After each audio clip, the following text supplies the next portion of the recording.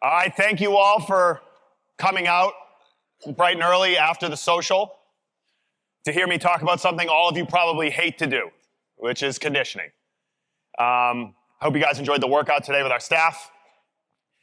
My name's Kevin Carr. If you're not sick of me coming up here and talking to you already or getting my emails for the last few months, I've had a lot of different presentations I've talked about here over the years. And last year, I did a presentation that really focused on health and longevity, and a large piece of that was cardiovascular conditioning.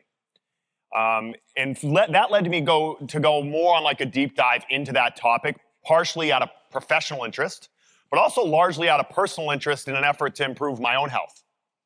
And so that means this year, you're going to get a 75-minute presentation entirely on conditioning, because that's really what I've been interested in for myself and how to really optimize it for my clients. And I want to talk about how can we help both the Gen Pop client to be healthier, as well as our performance clients to perform at their best. And that was putting this presentation together for me actually kind of a challenge. How do I address those two different populations where the application is probably going to be pretty different? But hopefully, I think I got it all into the 75-minute presentation for you. And so the question I want to try to answer today is, how do we provide effective conditioning for Gen Pop and competitive team sport athletes in a commercial setting like we do here? How many of you are gym owners or work in a commercial setting similar to this? Right? So you know you have unique challenges to provide cardiovascular work and conditioning when you're in a private sector. You're not working with a team where things are compulsory and you can kind of control all of the aspects of the athlete's program. And you also have Gen Pop clients who are voluntarily coming to you to exercise, who don't necessarily want to do the things that are best for them or you want them to do for their health. And so how do we apply these things effectively to try to move the needle on cardiovascular health as well as athletic performance? And I think we do a pretty good job of that here, but it's not without challenges. And I asked some of the people in the CFSC group, like, hey, what are some of the challenges that you have when it comes to applying conditioning? They gave me some great answers, and this is both my perspective as theirs. Time availability. Typically, people are going to dedicate maybe 2 to 3 hours a week with you. How do you fit in conditioning into that time if we also value things like mobility, power, strength training, all these other qualities that we need to develop? Competing physical demands. This is really a challenge really when it comes to talking about athletes. Coming to train with us is a small piece of the physical demands that they're going to deal with over the course of the week. In fact, it's probably the minority when we're looking at practices, camps, games, schedules, things of that nature. Deconditioning, probably more of a problem for the Gen Pop client. We have a lot of people coming into us where their ceiling is so low, it's really hard to figure out where to start with them to make something sustainable so that they can get better, not get injured, and probably most importantly, are willing to continue to come back so we don't crush them every time they come and see us. And then client psyche. I think conditioning can be uncomfortable and scary for people. People necessarily don't really want to do it, coaches included. And so how do we get them to do it and start to build habits around cardiovascular work? The use of equipment and space, right? Like you only have so much space. What equipment are we going to use to be able to apply this effectively? And then lastly, I think confusion on the coach's part. And I think much of the confusion as it relates to things like cardiovascular training, why coaches don't necessarily apply effective conditioning, is lots of times because they're confused about how to do it. I think, no doubt, how many of you guys took like an exercise physiology class in college at some point? Right? You probably saw a lot of charts like in the background behind this guy. I don't know if you can see it with the light. Things like the Krebs cycle or the electron transport chain, stuff that really kind of bores you in the process. I mean, I know I took some really good naps in ex-phys hearing about glycolysis during like my junior year of college. And it's not that that stuff's not important, but I think often we get really bogged down when educating about conditioning with really technical aspects. We do a really bad job in fitness and in strength and conditioning making conditioning simple. And I think often those people who are actually teaching about conditioning make it really complicated for no other reason to try to make themselves sound really smart. But in the process, they lose the whole audience, and then we don't really know how do we actually apply these things effectively. So I'm going to make a commitment to you to make this very simple, use as few large words as possible, and try to give you as many practical takeaways as we can over the course of the next 70 minutes here. It's important to remember what we're doing is called strength and conditioning. we all really love the strength part. And I think as far as education and research has gone over the last decade or so, we've made a lot of progress in how to effectively apply the strength and power part of the program. And I think it's because that's really what we like to do. Everyone here, I don't have to twist any of your arms to go lift some weights, but if I told you to get on the Airdyne bike, I might have some people kind of moaning and groaning, not really being willing to hop on there. I think often when it comes to our programming, it's often let's lift and either do nothing, or let's lift and just make those people really tired. And there's really no value in just getting people really fatigued. And so I think we need to maybe think practically about how can we really apply these programs more effectively and to be a little bit more thoughtful in how we build our conditioning programs. And I think part of the problem in strength conditioning is we're largely influenced by these purist sports in both strength and endurance. And no doubt in strength training, we're largely influenced by traditional strength sports.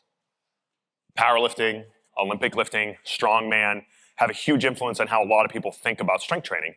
But all of you know, you can't take things from West Side Barbell and directly apply them to Joe the accountant when he comes in here. There's a disconnect there. How we apply things in a Gen Pop setting or for a team sport athlete is not going to be the same way that we apply things for a competitive strength sport athlete, because the means of training is also the sport that they're competing in. And it's the same thing with conditioning. I think we're largely influenced by endurance sports. Long distance runners, middle distance runners, cyclists, and the research in their training approach. And while there can be some things we can learn from them, we're not going to be able to carry over the same concepts that endurance athletes use to a team sport athlete, and certainly not to the general population client. And so I think for us, we need to have a good enough filter when we start to get information from some of these resources and think, hey, can I actually apply this in my setting? Does this make sense with the people that we work with? So, conditioning simplified. Trying to break down these two different categories. When it comes to Gen Pop, it's important to realize training in any cardiovascular zone is going to improve their health, whether it's zone 1, zone 2, zone 3, zone 4, however many zones you can want to break it out to, is going to benefit them. We're failing miserably to hit minimum cardiovascular guidelines. So when people tell you, hey, you need to do intervals, or you need to do zone 2, or you need to do this, we need to start the conversation with the client is what can they do and what will they do? Because we're really playing a behavior change game with them. And then how can we apply it practically in our setting with the constraints of 60 minutes, either a group setting or the equipment availability that we have. With athletes, it's much more about specificity. I think the question is, what does this athlete need? Based on the work-rest ratios demanded in their sport, and then how do I balance that with the other competing metabolic demands that they have outside of the time that they're with us? And nowadays in our setting, I think that's probably the biggest challenge that we see, as a lot of our youth sport athletes' schedules are completely crammed outside of the 2 or 3 hours they might be with us. And so do we even apply conditioning at all? So I want to start by just talking about the big picture, the why of conditioning for the two populations. So starting with, what does the general population need? And why is cardiovascular training such an important topic for them? So, cardiovascular disease remains the #1 cause of death in the world. That's probably not going to change. Every 33 seconds in the United States, somebody dies of cardiovascular disease. So, in the time that I've been talking, plenty of people have already dropped dead. So, something to think about. In the US, 50% of adults have high blood pressure, 50% are overweight or obese, 40% are pre-diabetic, so they're on their way to becoming diabetic. And Alzheimer's and dementia is the most rapidly growing disease in the world because we're statistically living a lot longer. But people's health span isn't getting longer, right? In America, we have the largest years lived with disability in the world. On average, 12 to 13 years people live with a disability because we're getting people to stay alive longer, but that end of life is not very pleasant for them. And all of these things can be addressed and significantly reduced with more of attention to cardiovascular training. So what is the minimum recommendation that we should be trying to get people to hit? When you look at the US Department of Health, this is what they prescribe. 150 to 300 minutes of moderate intensity cardiovascular exercise. That would be 50 to 70% of max heart rate, or 5 to 6 RPE out of 10. Or 75 to 150 minutes of vigorous cardiovascular exercise. That's anything they said 70% plus of max heart rate, or 7 RPE or greater. Or a combination of the two. And that flexibility and guideline allows people to make it more manageable to find what works for them. How can we make that guideline fit into someone's schedule, into their preferences, so that we can hit that minimum number? Because the truth is right now we're nowhere close. Less than 50% of people hit the minimum cardiovascular prescribed guidelines, 46.9%. And just meeting the minimum, so that's 75%, that's 75 minutes of vigorous exercise, if we want to look purely in time per week, reduces mortality risk by 25% independent of all other risk factors, meaning you could have diabetes, you could be overweight, you could have atherosclerosis, you could smoke, but if you work out and hit that minimum guideline, you still have 25% reduced mortality risk compared to someone who doesn't do that. So when it comes to Gen Pop, let's just find out what they can do to start to reach that number, and then we can start to be a little bit more discerning and picking which means we think are best. We can't just lift weights. Everybody here likes to lift weights. There's probably a lot of people here who don't really like to do conditioning. And I'll tell you, when I really committed myself to conditioning more, my health got a lot better. I lost weight, my blood pressure got better, my blood lipids got better, I just felt better on a daily basis. Committing yourself to conditioning makes a big difference. And it's important to realize strength training 2 to 3 days a week fulfills 0% of that cardiovascular recommendation. No doubt strength training is going to help improve your cardiovascular health if you're deconditioned. You guys all know, you get someone who's never trained before, they strength train 2 to 3 days a week, their VO2 will go up. But there's a point of diminishing returns. Much of the spikes in strength training, like when you're lifting really heavy and you see your heart rate go up, is from the occlusion of arteries and blood vessels. What happens when we lift? The muscles contract. So what has to happen? Your heart rate has to go up. But it's not the same as doing sustained cardiovascular work on the bike or running, as far as the effect that it has on our heart, as far as the effect it has on our arteries and our peripheral blood vessels. And so we have to do both. I think everyone wants to try to find a hack to get around the uncomfortable part. You got to do both of those things. And those were just good memes. There's no shortage of skipping cardio memes to put up there. Because the adaptations are different. When you look at the adaptations for cardiovascular work, for strength training work, they're both great, but they're both going to give us different things. And it seems that there's an additive effect when it comes to longevity and health when you put them together. The combination of the two is greater than the two parts independent of themselves. And so the conversation often with our Gen Pop clients is like, hey, I know you like to lift and you really hate when we do the bike. How do we get them to start to buy into doing those things? Because if we really care about their health, we have to do it. And it's funny, fitness has gone through this pendulum swing like it always does, right? Pre-2000s, all it was cardio, right? A lot of people weren't lifting weights. Women especially weren't lifting weights. You went into the gym, it was the ellipticals, the treadmills, the stair steppers, and the weight room section was pretty empty except for the meatheads and the bodybuilders. And then somewhere in the 2000s, maybe we can say, all the negative things we say about CrossFit, maybe they made weightlifting mainstream to the average person, because we're seeing a lot more people lift weights, and you're seeing it in publications, people are talking about it. But now the pendulum has kind of gone the other way. Like post 2010, I think you heard a lot of people saying like ditch cardio, ditch cardiovascular work, you just have to lift. And that's typical fitness extremist approach, where we swing from one side to the other really rapidly. I mean, I saw a video that someone posted the other day with Halle Berry being like, I used to do cardio, I don't do any cardio anymore, I just lift. Halle Berry can do whatever she wants, to be honest. But the fact of the matter is, optimal is probably doing both. And saying, hey, you don't need a bunch of cardio, I think you need some, if we're really thinking about long-term health. Undoubtedly, we know there's been a lot of great research. Again, Mike talked about people like Attia, Rhonda Patrick, Huberman bringing health mainstream, and they really highlighted the idea of VO2 max, right? All-cause mortality is directly correlated with VO2 max with really no end in sight, right? The higher your VO2, generally, the higher your longevity, independent of all your other risk factors. For every 1 MET, so 3.5 milliliters per kilogram per minute, that you increase your VO2, you reduce cardiovascular risk by about 15%. Linear relationship. That's not a huge jump in VO2. Like if you're training consistently, you can easily make those adaptations. And if you don't use it, you lose it.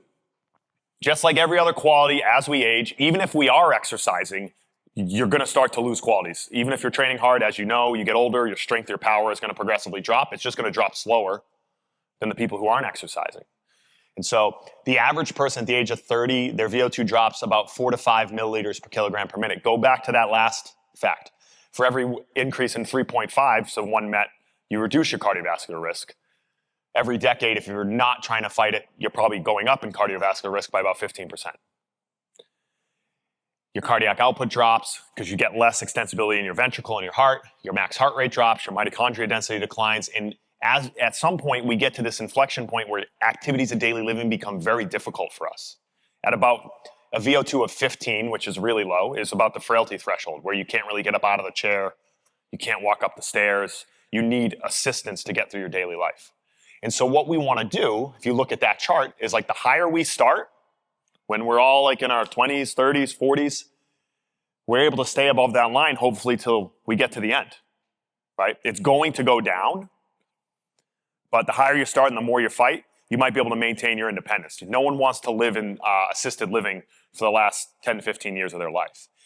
And so we have to continue to push this even with some of our older population. It becomes actually even more important for them. Going back to the idea is that you can't just lift. This was a really interesting study. They looked at risk of cardiovascular mortality in people with high blood pressure.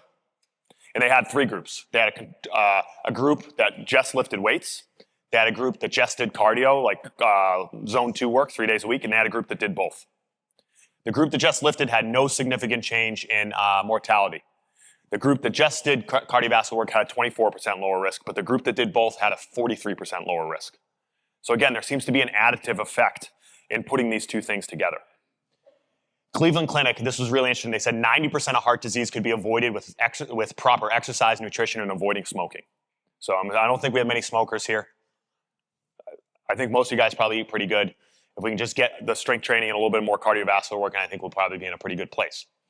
Low cardiovascular fitness is a statistically bigger risk factor for mortality than hypertension, coronary arteries, diabetes, and smoking. So we have all these public health campaigns around stopping smoking. They were pretty effective in that in the 90s, right? But not so much around cardiovascular disease. And there's a lot of strong people with cardiovascular disease and pre-diabetes. And so, again, I just come back to the fact that we can't just lift. We have to make an emphasis on cardiovascular work. And we've talked about that a lot here. I know we had staff meetings where Mike said, like, our adults, like, they lift and then they try to run out the back door before we get on the bike.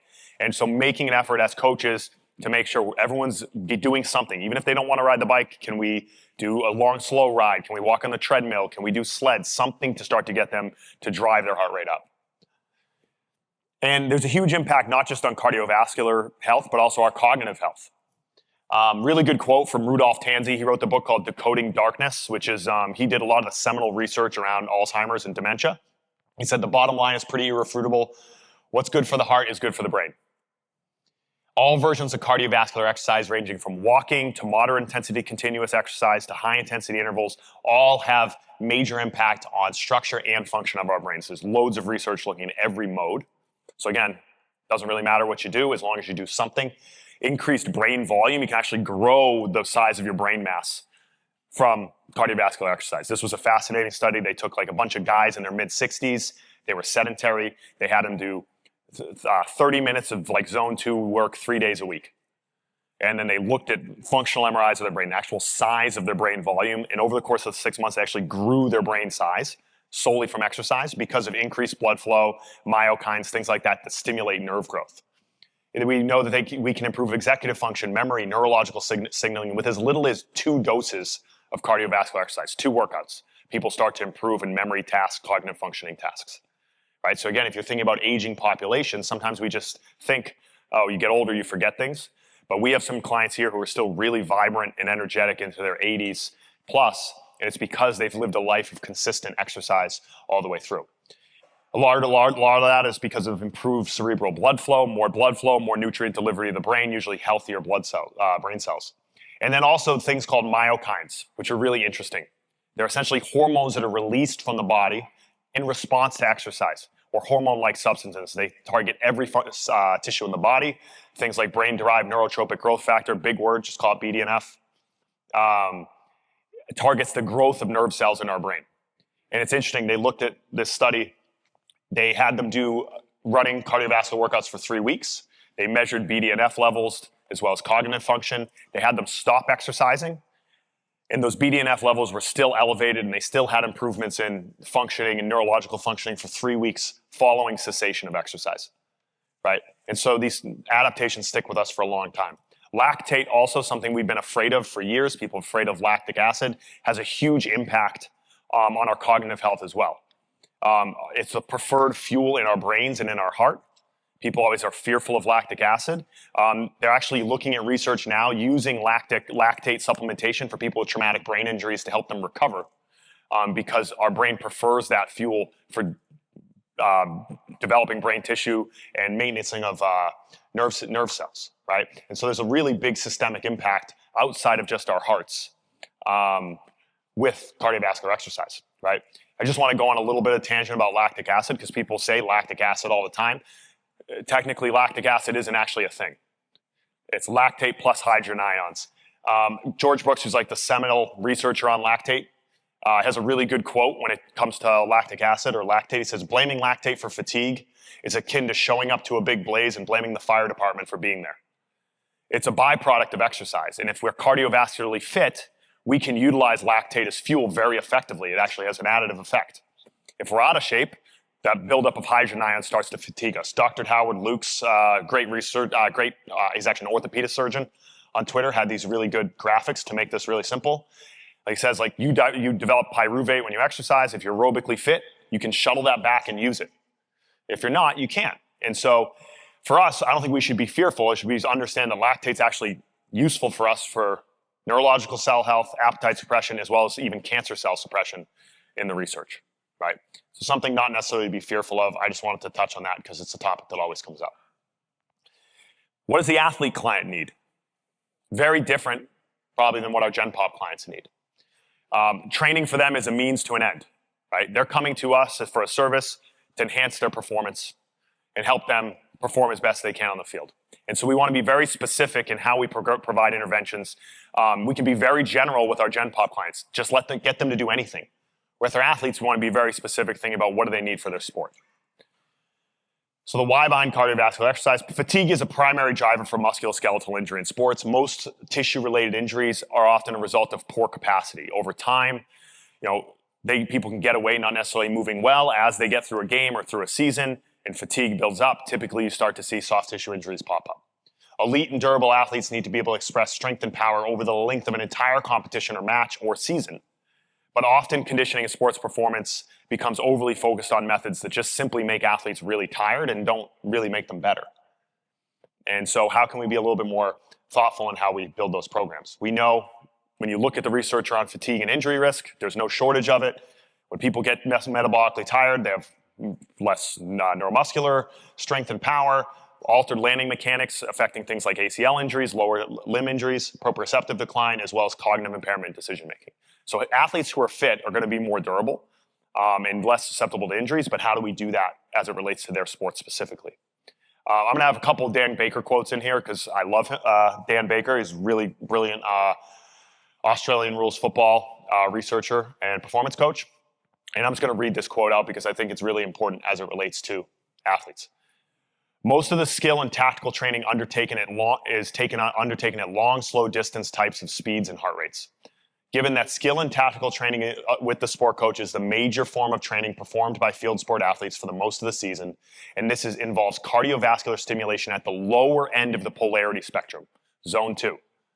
The role of the strength and conditioning coach is to provide high-intensity stimulus to improve aerobic fitness. So remember that. These athletes are already getting a ton of low-intensity work and their field and tactical practices.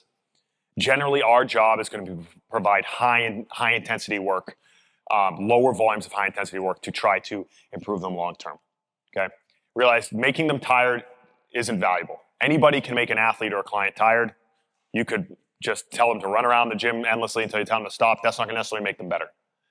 And so we want to think, what do we need to do to actually help them perform?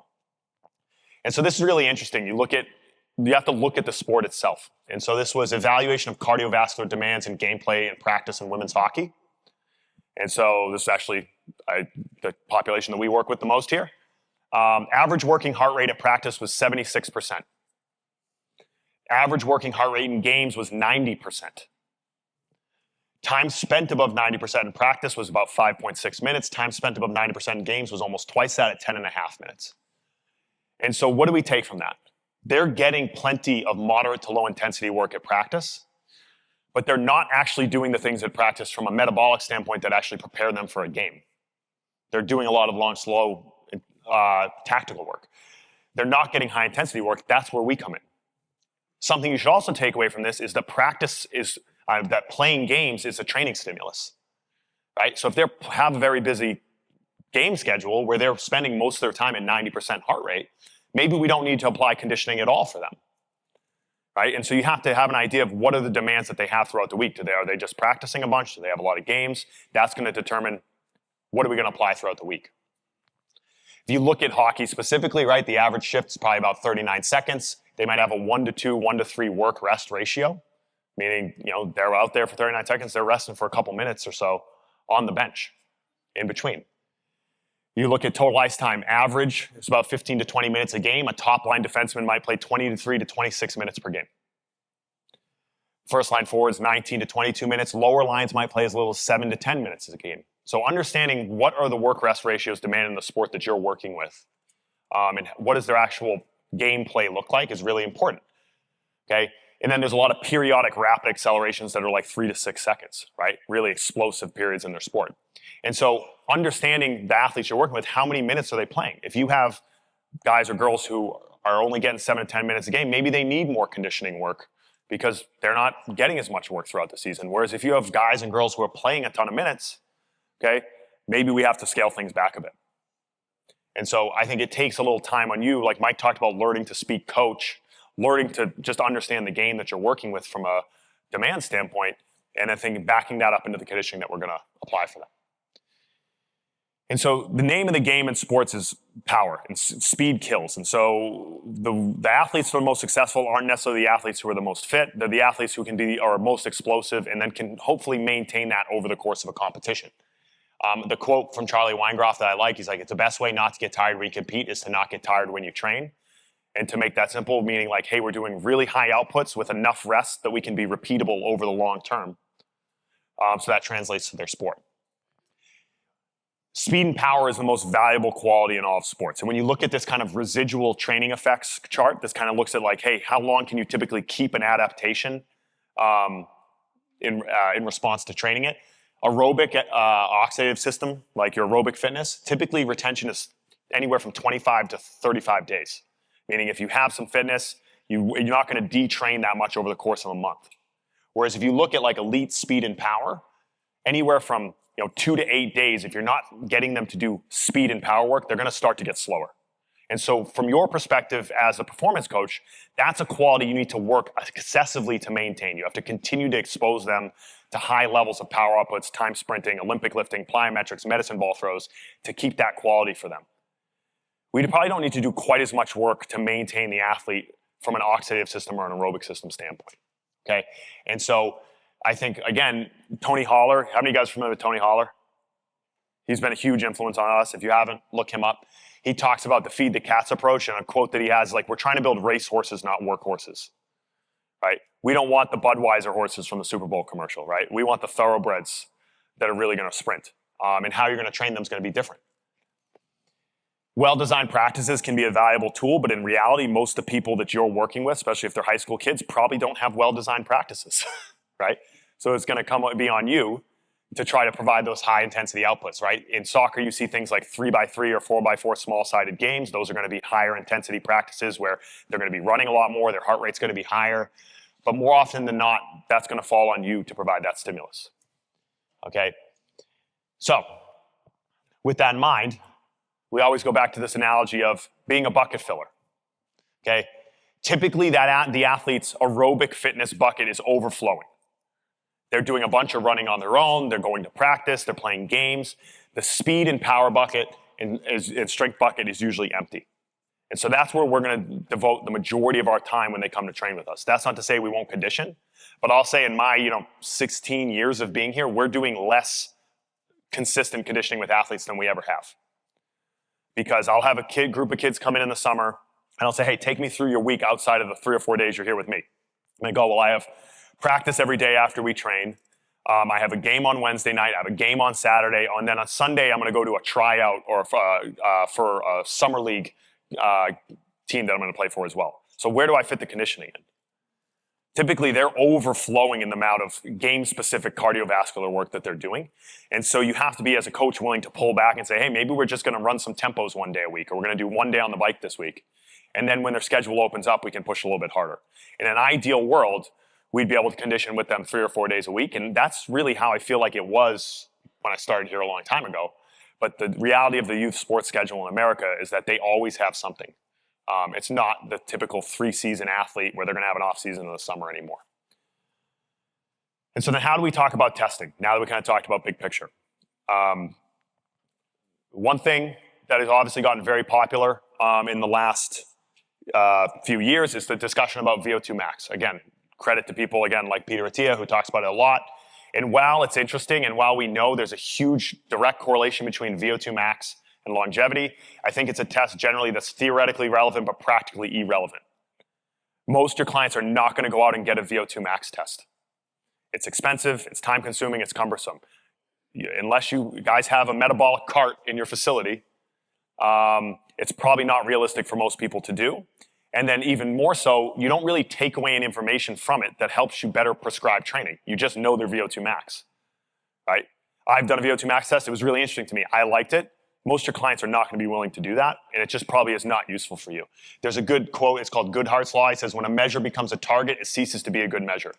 And that's what happened in response to VO2 max. You saw a lot of people marketing like, oh, these are VO2 max workouts. This is the workouts to improve your VO2 max. If we just keep chasing a metric with no real carryover to what we're doing every day, it's probably not that useful. High VO2 also doesn't necessarily equal athletic success. We know there's a point of diminishing returns, especially for field sport athletes as it relates to VO2. If you look at the numbers here, highest recorded ever VO2 max was like 97.5. That's insanely high. By this guy, Oscar Svensson. He never even won a professional cycling race. He was just an amateur cyclist, never won a professional race, but he had the highest VO2 in the world. If you look at the guy who's like the top cyclist right now, I can't really pronounce that name, if anyone can help me. That's an insanely high VO2 too, 89.4, but I heard him say in an interview, he goes, oh, I just did it. I don't ever really think about my VO2 max. It has no impact on my training whatsoever. But they just test it because it's something they always do. Whereas you look at the average NHL hockey player, they're probably somewhere between 52 and 63. So that's good, that's healthy, but again, a point of diminishing returns. And if they're consistently skating and training over their whole life, that's probably where they're going to end up by default as a side effect of them just playing their sport. At no point are they thinking about, I need to improve my VO2 max. And so that chart right there, those give averages, low, below, above, high, and elite based on that Mansanger study where they looked at the correlation between VO2 max and mortality. I just put it in chart form for you. If you are interested, then you can take that from the references and look to see where you stack up, but I don't think that it's something you really need to do. More importantly, if you're not heart rate monitoring people, you should probably put heart rate monitors on people.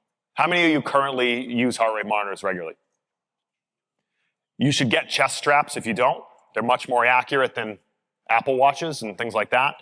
They're EKG accurate. We obviously have the MyZones up on the screen. That's where most people need to start. The truth is most of your clients, especially your Gen Pop, just have no idea what their heart rate zones are. And you don't either unless you're looking at it. And so the first thing you should do is say, hey, we should get you a MyZone monitor.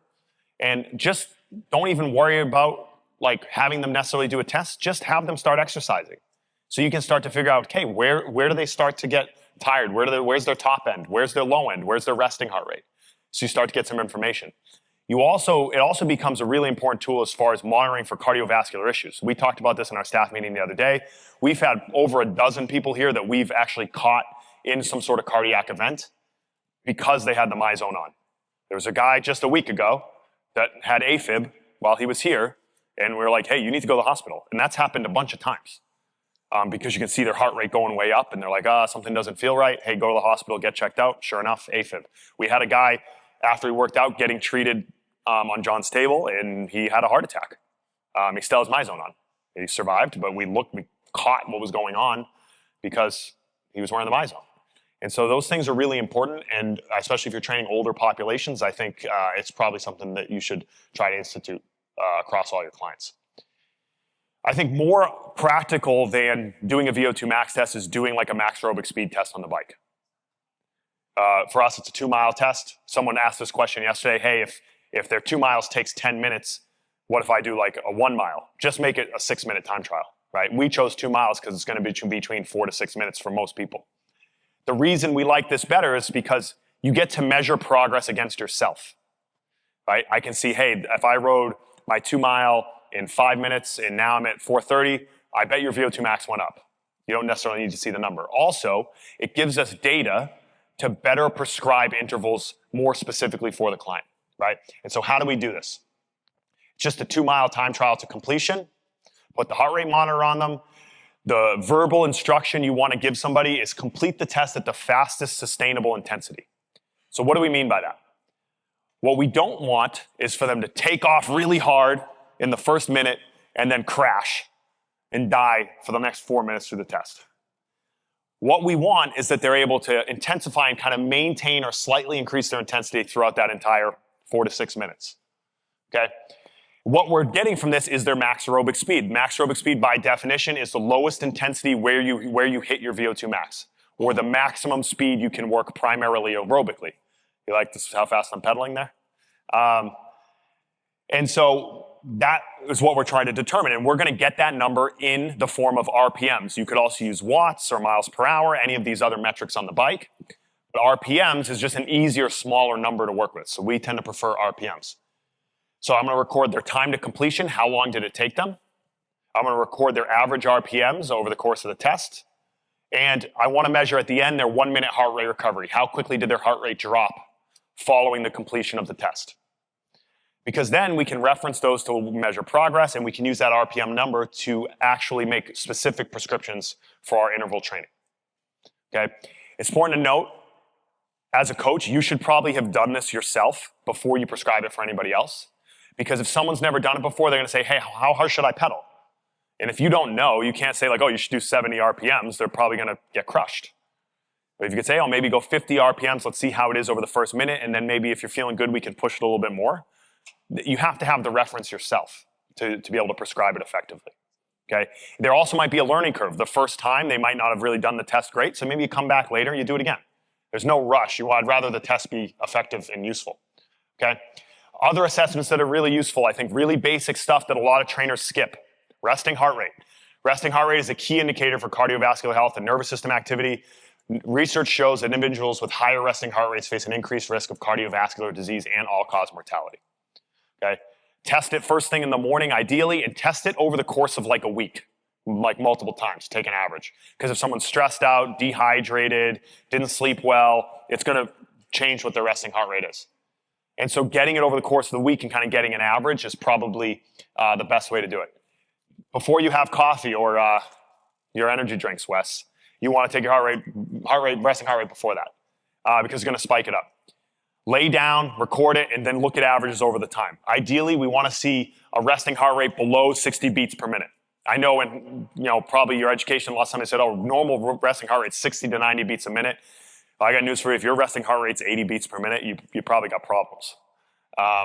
And so if someone, especially Gen Pop client, that's probably going to be a person with a high resting heart rate. If their heart rate's above 60 consistently, that's indicative of poor aerobic health and excessive stress and like sympathetic drive. And those are the people who really need the zone 2 work and the walking, the low, slow intensity work. That's going to help drive their heart rate down. Those are people you want to have conversations about, like, hey, longer, slower bike rides, going for more walks, things like that. Because they're going to better tolerate the higher intensity work that we're doing. And from a health and longevity standpoint, it's really important. 1-minute heart rate recovery, like I said, we'll take at the end of a 2-mile test. Also really important, easy thing to measure. When they hit their peak heart rate at the end of the test, just have them sit on the bike and see how many heartbeats drops in that minute following. Okay? The speed at which your heart rate drops in the minute following intense exercise is a strong indicator of aerobic fitness as well as parasympathetic nervous system function. Your ability to shift from like fight or flight sympathetic nervous system activity to rest and digest parasympathetic activity is a nervous system and a cardiovascular system that's adaptable. Okay? Abnormal heart rate recovery, this was really interesting research, which was defined as fewer than 12 beats in the minute. That's insanely low. Fewer than 12 beats in the minute following a great exercise test, people had reduced capacity, but also faced 4 times increased risk of all-cause mortality and cardiovascular mortality compared to people whose heart rate recovered quicker than 12 beats per minute. Again, 12 beats in the minute following a graded exercise test is really bad. Like, for us, the standard that we would say is I'd like to see people at 30 beats or greater in the minute. And that's extremely achievable for someone if they're exercising consistently. And so these were really sedentary, unhealthy people that were in the research, but it goes to show, again, there's a pretty linear relationship between heart rate recovery and your risk for cardiovascular disease and health. How to program. This becomes the hard part, okay? Simple test to do. Everybody knows cardiovascular exercise is good. We know it's important for athletes, but how are we going to program it? Because for the two populations, it's going to be very different. Realize with Gen Pop, the timeline is open-ended. They're hopefully, if you're running a good business, going to be with you for the foreseeable future, right? And so we have no rush to make sure we get things done. We don't have an end timeline or competition we have to get to. We can take our time. Athletes, their time with us is usually finite. Like we might see athletes from like 8 to 16 weeks, depending on the sport or the time of the season. And so we have a really small period of time. How are we going to program in that time effectively? General population goals, also just general health and fitness and body composition. It allows us to really kind of choose anything from across the spectrum. Whereas athletes are going to be very specific demands as far as their sport and energy system goes. Our Gen Pop people usually have very minimal competing demands. Again, most people aren't exercising enough. So we could probably do just about anything we want so long as it's appropriate for them and they can recover from it. Whereas most of our athletes have sports, games, practices, and camps outside of here that are really going to limit our ability to prescribe what we think is optimal for them. And so we maybe need to pull back a bit. It's important to realize our Gen Pop clients are voluntary. They don't need to come here and train with you. So if they don't want to do this and they think, hey, working out with Danny, it sucks. He crushes me every time I come here. He's going to go somewhere else. That his client's going to leave. And so how do we get them to do stuff that is good for them and get that behavior change to happen? Whereas athletes, it's generally compulsory. Their parents sign them up to come. If you're a coach in a team setting, you can just tell them this is what we're going to do today. And they tend to just follow instructions like a good soldier, right? And so how we program and how we think about that matters. And so I don't like, there's like 3-zone, 4-zone, 5-zone model. I think just put conditioning in a 3-zone model is the easiest way to look at it. Low, medium, high, okay? And so if we look at Gen Pop, they should just do a little bit of everything. Okay, a little bit of 50 to 70% max heart rate. Maybe that's some walking at their own time, some long, slow bike riding, recreational activities. Generally, they like to play pickleball, things like that. It's probably zone 2 for them. Okay, stuff that's in the middle, that 70 to 85% max heart rate, longer aerobic intervals, time trials. Like, hey, I'm going to ride 2 miles. That bike test is essentially like a threshold test, essentially, right? And then some higher interval work, some hit or sit sprint intervals that are going to get their heart rate really high and then get it to drop. Really short efforts. When it comes to our athletes, it's going to be different. Our athletes probably don't need any of this. They're doing a ton of it. All your athletes are probably going to come in here with a resting heart rate below 60 beats per minute. We don't need to fill the empty bucket for low-intensity cardiovascular work for a team sport athlete. What they probably need to do here is maybe some of the stuff in the middle, like shuttle running, which I'll talk about. We'll talk about like 150s, 300s, things like that. They're going to start to get them ready for the demands of their sport. And then some shorter, harder intervals, things on the bike that are going to get them at a high heart rate and get them to drop. All right, so again, our Gen Pop clients just pick whatever we can do across the entire spectrum. So when it comes to programming, let's start with beginners. That's going to be untrained Gen Pop. Realize doing anything for somebody who is untrained is going to improve their aerobic health. We're not thinking about what's optimal. We're thinking about what is going to get them to keep coming back to the gym.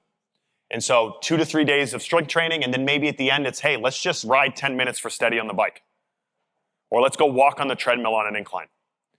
The worst thing you can do, especially over that first 30 days with someone who's a new client, a Gen Pop client who's untrained, is just absolutely crush them. Because they're probably not going to come back. If they wake up the next day and they're like, my fucking legs are killing me, I'm exhausted, I had to take a nap when I got done training, that's not the experience we want for them. What we want for them is to come here and train with us over those first couple weeks and think, yeah, I feel like I worked out, but I feel like I can do this. I feel pretty good, right? And then we can start to open the door to behavior change where they're willing to say, hey, maybe I'll take some walks on my time when I'm not with you. Maybe I'll do a little bit more interval work at the end. I'll push myself a little bit. But if we get too far ahead of ourselves, if we do an MAS test like a bike test in the first month, it's a great way to get them to never come back. So don't be in a rush to do the assessments. Get them to like coming here and like you first. Put a heart rate monitor on them and just watch it. Watch them go through the workout. Watch them on the bike when they're riding steady. You guys are talking for the last 10 minutes. You're riding next to them. Just see where their heart rate is. So then you can start to get a feel for how fit are they without even doing a test, and you start to have an understanding of their zones, right? That's what I would do with Gen Pop to begin with. I have plenty of clients who, for the first couple months, we didn't really do any formal conditioning other than just treadmill walk or steady bike ride. Now, once they've kind of got settled in, what I would call like phase 2, or for like our athletes who are coming in, because they generally have a pretty good baseline of aerobic fitness, then you can probably do something like a max aerobic speed test. With our athletes, we'll do it like the second week that they're here with us after they get back into the program. With our adults, again, I would wait, if they're a personal training client, until they kind of get comfortable and break them in a little bit. I think it's important because the problem with interval training is that most clients and trainers don't prescribe or track their intervals at specific intensities. Interval training, I think, gets a bad rap. People go, so it's too hard for people to recover. It's way too intense. But it's typically because when we prescribe intervals, we just say, hey, get on the bike and ride as hard as you can for 20 seconds and then stop. We would never do that with strength training, right? We wouldn't say, hey, we're going to do 3 sets of 5 bench press, and the athlete says, how much? And you say, oh, no, just pick a weight, right? That's what we do with the bike. Whereas if we do an MAS test and we know their max aerobic speed, I can pick an intensity that's sustainable for them and effective for them. And that's why I think, interval training isn't just as hard as you can. We prescribe a specific intensity. So lazily prescribed intervals are either too hard or unsustainable, so they do 1 or 2 reps and their efforts fall off, or they're useless because they're going too slow. So we got to be able to determine what's the intensity we want. As a coach, again, you need to do it yourself so you can communicate that effectively with your clients. And we should work from intensive, short, slow volumes of work to higher, longer volumes of work. Okay? For me, I've done enough bike sprints that I know my relative intensity for every distance. So I made this Excel sheet over the last year. I know during my 2-mile test, my RPM, my average RPM, my MAS is 70 RPMs. And then I've ridden all these other intensities and these distances on the bike and figured out my times and what my average RPM was over the course of all of those. And so for me, it makes it very easy for me to talk to a client or prescribe for myself and say, okay, if we're going to ride, we're going to do 0.2s, 0.2 of a mile sprints on the bike, you might want to be at that 120% of your MAS, which is the same we would do for our 1020s. When I ride a 5-mile, I'm going to be at 93%. I know the relative intensity. You could steal this chart. It might not be the same, but it at least gives you a starting point if you know what their 2-mile time is. And so, again, we should be tracking data on the bike the same way that we track data lifting. I know Mike has a Excel sheet that goes back how many years? 15 years of all his bike times and RPMs. But because of that, he knows his relative speeds and intensities when he rides. And so I think it's important for you as coaches, don't just say hop on the bike and do some sprints. Look at what their intensity is. The nice thing about the air bike is you have all the metrics on the screen to be able to see the intensity. Okay? We also made this chart a while ago for our different intervals, right?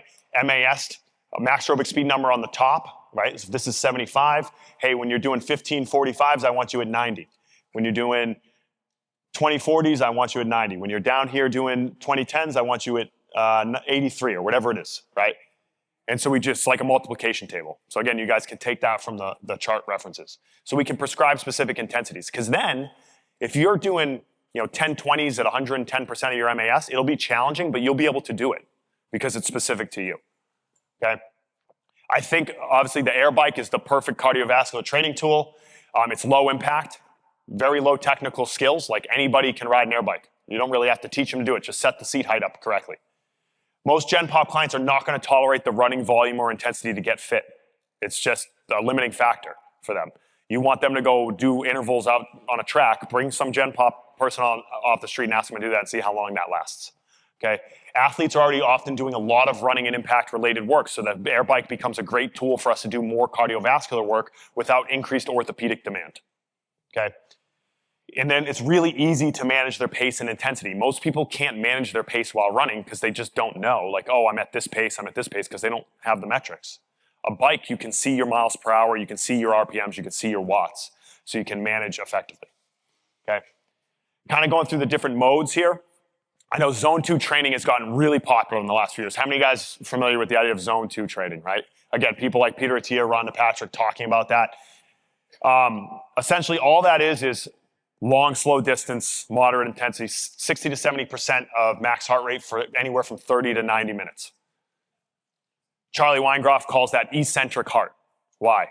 Because when the heart rate is low enough, 60 to 70%, It means you're giving that left ventricle enough time to fill up with blood so it can stretch and you can get more blood out per contraction. You increase the amount of output blood flow with each heartbeat.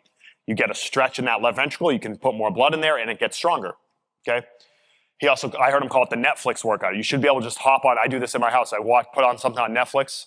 It's like White Lotus or HBO Max and just ride for the episode, right? It should be easy to do. It's going to be helpful in lowering your resting heart rate, improving mitochondrial density. The problem with zone 2 work is it's really time consuming. When you look at the prescriptions from most of the people out there, they're going to say, oh, you should get 150 to 300 minutes of zone 2 work per week. Most people don't even exercise 120 minutes per week, period. And we also think strength training, power, and all this other stuff is important. And so while that's ideal, telling your client who barely makes it to 2 workouts a week with you that they also need to do 150 minutes of zone 2 is just going to fall on deaf ears. Sometimes it's say, hey, can we start with 15 minutes 3 days a week? Can you go for a walk for 15 minutes? And while that bar is really low, it might be sustainable for them. You go to that idea of atomic habits, James Clear, where he says, make it easy and make it obvious. He talks about like telling someone, just work out for 5 minutes and build that habit first. That's the same thing here. Just tell them to go for a walk for 15 minutes a few days a week. The reality is we can't do zone 2 training here. If I had a client come here, I said, oh, no, we're just going to focus on zone 2. You're just going to ride the bike for an hour and I'm going to stand next to you on the treadmill and that's going to be $100, right? It's probably not going to have that client for very long, right? And so I think finding ways to get them to do cardiovascular work within the confines of the hour that we have them, in addition to strength training, is probably going to lead us to using things like interval training and getting them to do zone 2 work outside of the time that they're with us. Okay, zone 2 just went through the hype cycle like everything else, right? When it came out, everyone has to do it. It's the most important thing in the world. And now hopefully we're realizing it's just like another form of cardio, right? That doesn't make it not important, but it's just another way to train. And so everything in our industry goes through the same cycle when it first comes out, and wait long enough and the sensible people will settle somewhere in the middle, okay? So like I said, when we implement it, I think it's important for Gen Pop people who have really low heart rate recovery and people who have poor resting heart rate. I have clients, I had one guy, I'll use him as a case study at the end. I just told him, hey, we're gonna do strength training and interval work here.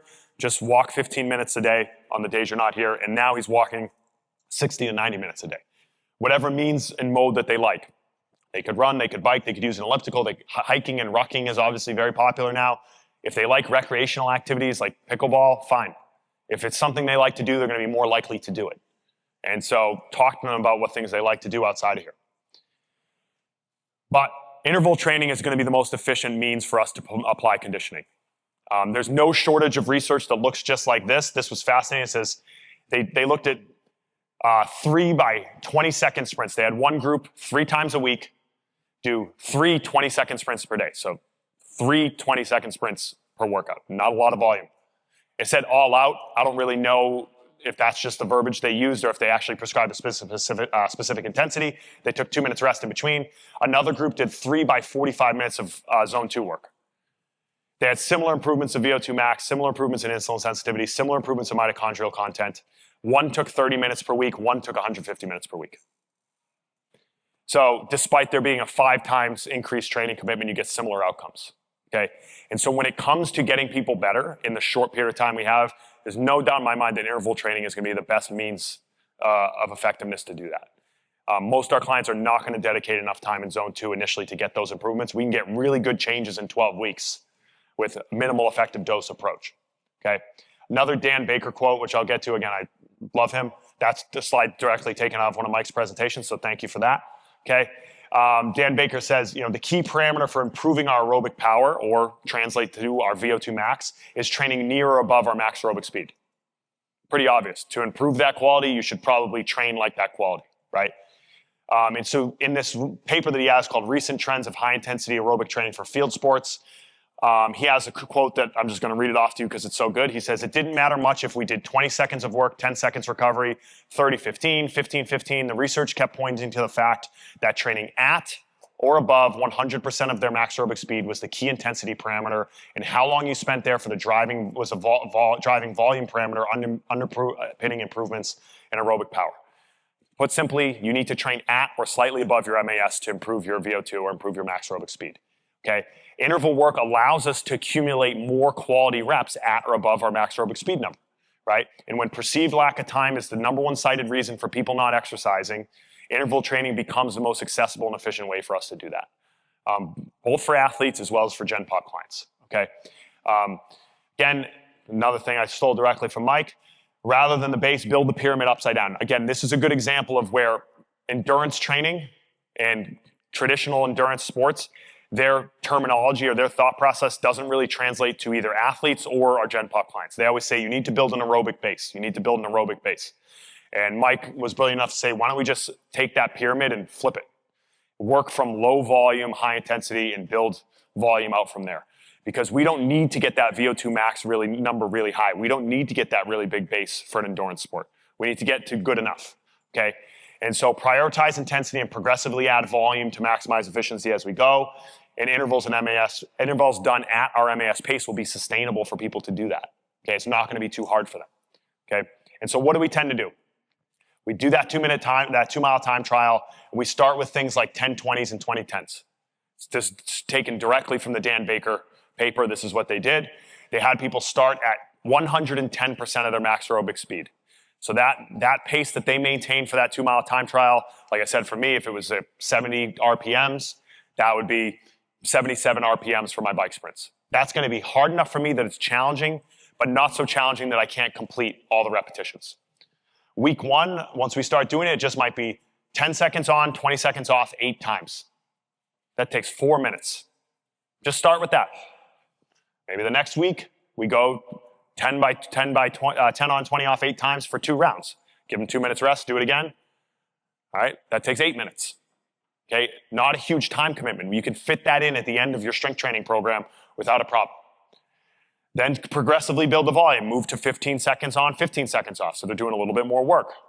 Then once they do that for a little bit, move to 20-10s, a negative work-rest ratio. Then we can eventually maybe move to things like 30-30s. Just continually start to build the volume. And then go back after a little while, do your MAS test again. I bet it went up, and then you go back through it again. It doesn't have to be that complicated. And in reality, that's probably the best way to kind of apply that to people following the completion of a strength training program. One thing I want to touch on, another tangent, just because it's 10-20-10 doesn't make it a Tabata, right? How many of you guys are familiar with Tabatas, right? Everyone, Tabata squats, Tabata burpees, Tabata push-ups. If it's not done on a bike, it's not a Tabata. In fact, if it's not done on like an actual spin bike, like a cycling bike, it's probably not a Tabata. Just go back to the original Tabata study. It was done at 170% of VO2 max. Most people in this room can't even pedal that hard. So what you're doing, just because it's 20-10, 10-20 doesn't make it a Tabata. They had elite cyclists. 3 of them couldn't even finish the study. It was too hard. So you can't do Tabata squats and burpees. It's just a work-rest ratio. So again, when people say that to me, like they're not Tabatas. Okay. Another really good effective strategy for improving cardiovascular fitness is decreasing time intervals. This was a really fascinating study that looked at things that we were already doing for years. So what they did, again, a time-effective method to spend more time above 90% of your VO2. What they looked at 3 different types of bike sprints. They did 30-second repeats, 30 on, 30 off. They did 3 minutes on, 2 minutes off, which is a lot like that 4x4 Norwegian thing. And then they did decreasing intervals, where they did 3 minutes on, 2 minutes on, 1 minute on, 40 seconds on, 30 seconds on, 30 seconds on, with decreasing rest as well. You can see right there. And what they found is those decreasing intervals allowed all the participants to stay above 90% of their VO2, near that max aerobic speed number, more consistently over the course of the protocol. Why is that? Because the work periods are getting smaller, so they're able to maintain that power output even as fatigue sets in. And those rest periods are getting smaller, so it's keeping their heart rate up and keeping that metabolic demand high. It's a really efficient way to try to get people to spend more time near that 90% of their VO2, or at that max aerobic speed number. Once you get done with 10-20s, this is a really good thing to go to next, because they're just getting longer durations of work. And that's something we were doing naturally for years anyways, before I ever read this study. Like we were doing things like, hey, half mile, then 0.4 miles, then 0.3 miles, then 0.2 miles, and 0.1 mile, just decreasing ladders. So you could start with that and then just start to increase. Maybe you start at a mile and work down from there, right? Be creative. That's where it's fun as a coach. Really simple, effective way, and it doesn't take a very long time. If you go from a half mile down, you could squeeze that in at the end of a workout. Okay. Another one that I really like to do is just 1 minute repeats at your max aerobic speed. These feel like doing tempo runs on a bike to me. So again, if my max aerobic speed on that 2 mile test is 70 RPMs, do 1 minute, 70 RPMs, pedal lightly for a minute. Do another minute at 70 RPMs, pedal lightly for a minute. All that's allowing you to do is just accumulate more repetitions at that MAS pace. We're doing more than, by the end of it, if you work from 6 reps all the way up to maybe 10 reps, now you're spending 10 minutes accumulatively at that MAS number. And again, it's sustainable. It's not so hard that at the end you're like, I feel like I'm gonna die. Go back once you get to 10, retest your MAS, I bet it's higher, right? So really simple way to do it. You get some peripheral adaptations. Your legs can test a little bit better, but really easy to do. I find it's still sustainable, okay? How many of you guys have heard of this Norwegian 4x4 VO2 max thing, right? Very popular. Again, I think Rhonda Patrick made it really popular. It's very effective, but it's extremely hard. The majority of people can't do this. Like your average client, it's so far away from them as far as an ability level that it's not practically relevant for them. I know Mike has done it, Squiz has done it, I do it pretty regularly. It's effective, but it's one of the hardest things that we do. They instructed people to say, hey, we'll go all out for 4 minutes. It's not all out. It's race pace, so probably somewhere around that VO2, that max aerobic speed number. For me, it's about 68, 69 RPMs for 4 minutes, or for right at that MAS number. It works great, but almost no one can start with this. So again, go back, do those 1 minute on, 1 minute off. That's going to allow you to accumulate a little bit longer repetitions as opposed to doing 4 minutes, do 1 minute. I think we just need a more reasonable approach. People see these types of things on Twitter or Instagram or think, oh, I'm going to do that with my client. They'll never be able to do that. And in fact, they're probably going to hate training with you if you try to make them do it. So just start with shorter intervals and then start to build up volume from there, okay? Getting away from the bike a little bit, talking about tempo running. We don't do really any long distance running here. Again, it doesn't really fit into our model anyways, but I think tempo running is an ideal running prescription for general population. It doesn't have the high speeds that can lead to muscle strain and injury, and it doesn't have the high volumes of long distance running that tend to break people down over time. It's a great way to build work capacity with Gen Pop, and it's going to be a kind of our phase 1 running for most of our athlete clients. Popularized by Charlie Francis. It's like a low intensity aerobic means of running for his sprinters. And essentially, there you go, Pat. 75% effort for 75 yards or 15 to 20 seconds if you're going to do it on a treadmill. Rest for a minute or two, let your heart rate get down to under 70% or near 60% and go again. They're like aerobic intervals. They become a really good way to get your Gen Pop clients to run where you think, hey, they're probably not going to get hurt. We don't want them sprinting. We want 75%. We don't want them jogging. So it should be somewhere in between. Okay? Great way to just develop basic work capacity, help them get that resting heart rate down, doing something other than just running, other than just running distance or riding the bike. Okay? When it comes to our athletes, we're going to incorporate things like shuttle running. This is stuff we are not going to do with our adult population. But for athletes, it's really important because it's start, stop, change of direction. Injuries happen in sports when people change directions and plan. And so for our athletes, we need to be able to prescribe some conditioning or running work that's going to have that. Okay? Great way to build repeat work capacity, and same principles we talked about before. We're just going to work from more intensive to more extensive, shorter efforts to longer efforts. So maybe phase 1, they're 75-yard shuttles, then we move to 150-yard shuttles, then we move to 300-yard shuttles before they're done with us. Over the course of maybe over the course of like 3 months. Okay? If you go back to that video, you can just see that that was 75-yard shuttles that we were doing in here. They're going to go down, hard as they can, plant, come back. That's 50 yards and 75 yards. And we're going to allow them enough rest so they can keep those efforts up really high in between each thing. Again, not going to do any of that with Gen Pop, but with our competitive athlete clients, about as sport specific as it gets as far as the demands that they're going to need to face. This was really good. And so we talk about MAS pace. If you look at the standards for running shuttles, 75-yard shuttles, 150-yard shuttles, 300-yard shuttles, if any of you guys have been programming these for a long time, typically good 75-yard shuttles, 15 seconds or less, 150-yard shuttle, 30 seconds or less, 300-yard shuttle, 60 seconds or less. Those are standards that coaches have had forever.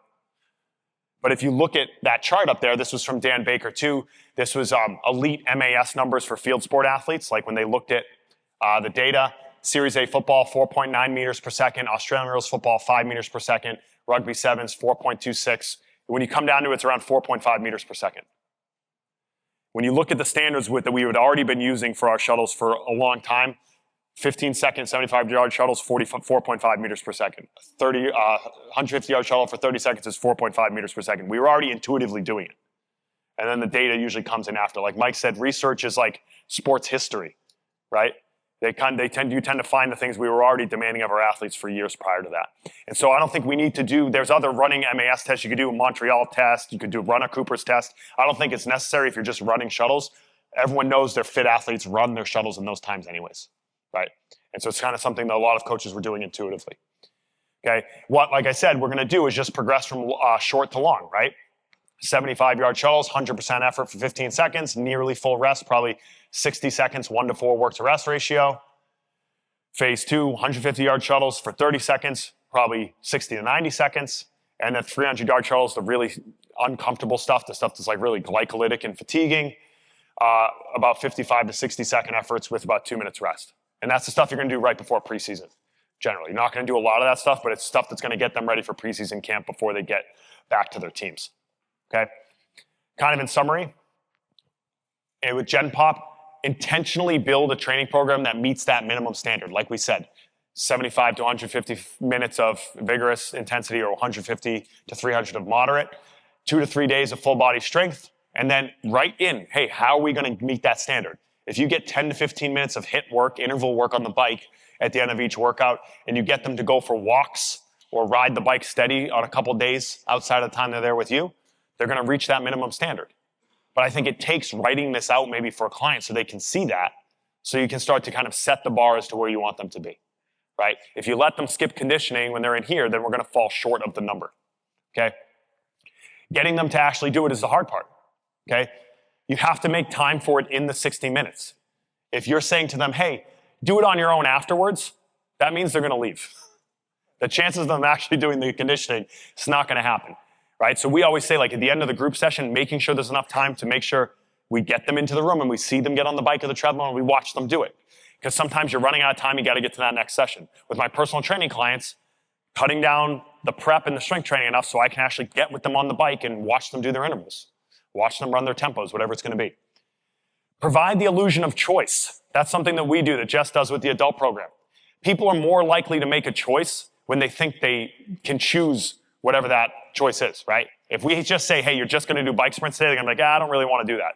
But if I say, hey, do you want to do 10, 20s or tempo runs today? They're going to be more willing to take one of those two options. And so if you look at our adult program, we put 2 conditioning options at the end of each day so that they can pick which one is favorable to us. I'm happy with either. Just do whatever, okay? Ask them, what low to moderate intensity activities do you enjoy? What things would you want to do outside of here, right? And how can we fit those into the course of your week? Educate them on the importance of why, from a heart health standpoint, connected to their goals, they need to do it. And maybe if you have to, do it with them. We always talk about, like, we don't like our athletes, we don't like us strength training with our clients, but if you want to condition with your clients, it's a great way to build connection with them. If you're willing to suffer with them on the bike or run some tempos or something, then they're probably going to be like, oh, okay, I'm more willing to do it. And you're going to endear yourself to them a little bit. Okay, this is a case study. So I have a client. His name isn't actually Steve. We'll say it's Steve. He joined here a few years ago, wanted to improve his cardiovascular health, his lipids, his blood pressure were high. He also had mental health, like he was really stressed out, and he wanted to improve his body comp. So his resting heart rate when he came was 80 beats per minute, like on average over the course of the year. It was not good, right? Single guy, worked from home, 60s, sat all day. He previously said, I can't do intervals. Like anytime I'm doing it, I've really died. Like it's too hard. I do one, I crash out. So we didn't condition for a while to beginning. Like we just lifted and said, let's just ride steady on the bike, maybe push the sled, stuff he was willing to do. Once we were willing to do it, we did a MAS test. It took him 6 minutes, like right on 6 minutes. He was like 52 RPMs. What I said to him, I said, wear your MyZone. I just want you to walk on the off days. I don't care how long, just walk every day. He was doing, we have all of his data from when he started on how many steps he was doing from his iPhone. He was doing less than 4,000 steps a day when he started here. That's abysmally low because he worked from home and was single. He just never did anything.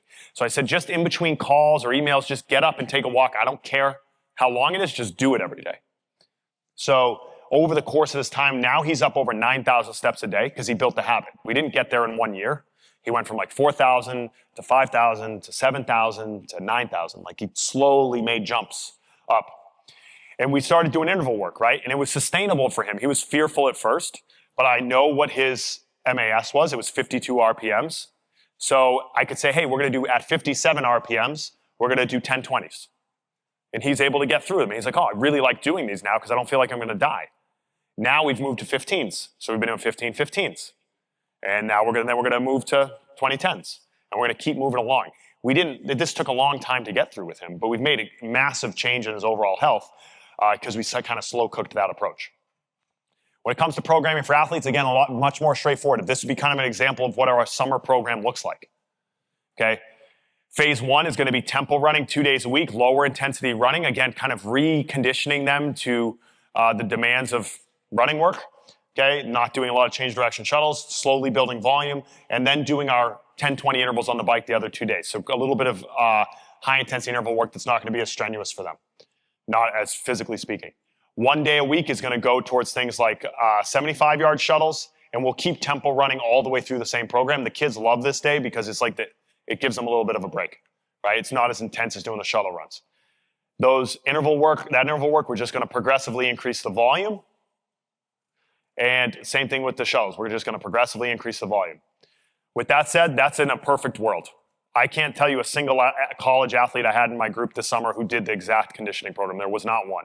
Because every single kid pretty much had practice after or a game that night or camps. We pull out more conditioning than we ever have. So in reality, maybe it was like, hey, we're just going to do intervals because you don't have practice on day 2 and day 4. We'll get you a day when you're not running. You're just going to do the bike sprints this week. Or, hey, I'm doing a lot of start-stop work and practice every day. Maybe we just do some tempo running, right? So again, the perfect scenario probably is not going to happen, at least in our model. If you do and you don't have competing demands, this is great. But the reality is most of these athletes are getting a ton of conditioning work outside of their time that they're with you. So you might have to just pick 1 or 2 things based on what their schedule looks like, based on preference, based on what you think is best for them. I'm right on my time, too. Perfect. In summary, in case you guys fell asleep, TLDR, right? Everyone needs to do cardiovascular work. Most of us just aren't doing enough, right? And so take a hard look based on those guidelines I went through and think, am I actually reaching those numbers with myself? And are my clients getting there? And how can I start to move them that direction, even to that low end of the range? That's 75 minutes of vigorous work. Gen Pop should accumulate whatever they can in any zone based on preference and convenience. Because again, less than 50% of people are doing it anyways. Athletes should be focused on high quality top end work so long as it does not interfere with them competing. And with both populations, start with low volumes and higher intensities and probably progress that as we go and build volume. So thank you guys very much. I'm right at my time.